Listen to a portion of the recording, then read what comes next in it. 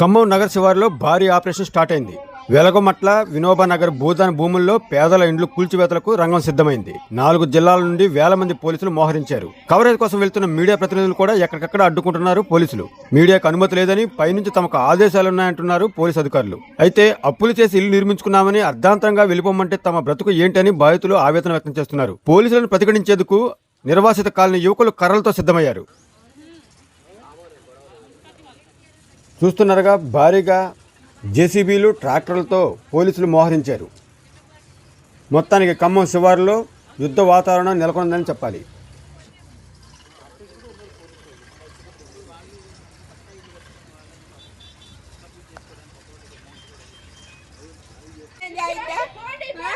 ఇప్పుడు కష్టపడి కట్టుకున్నాం. ట్యాంక్ కాడి నుంచి 2 గుట్టలు సన్న, ఇప్పుడు ఇది 3వ మేము కట్టుకోవటం.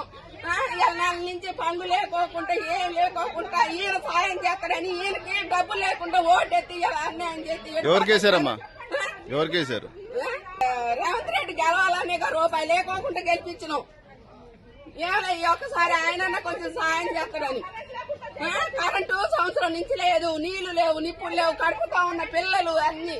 నెల నుంచి పోలీసు వాళ్ళు వచ్చినా కూడా ఒకరోజు తిని ఒకరోజు తినకుండా ఉన్నాం సార్.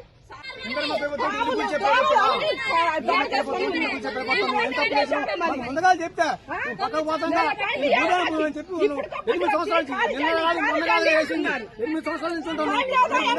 చెప్పి బాబు మీ కాదు చెప్తాను. అసలు ఎవరు చెప్పు లేదా ఏం లేదా అటాటకు వచ్చి హైకోర్టు ఆర్డర్లు గౌరవించరా, ఏటి గౌరవించరా, ఏమి చేయరా? ఇది న్యాయమేనా?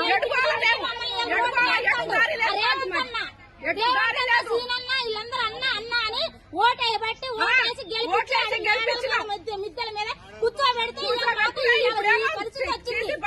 పరిస్థితి తీసుకొచ్చాను మమ్మల్ని.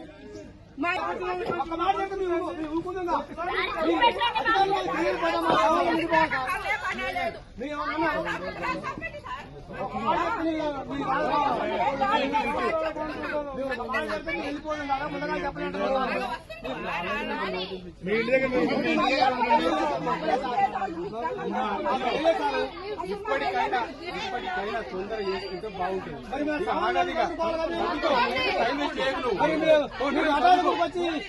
దారి లేదా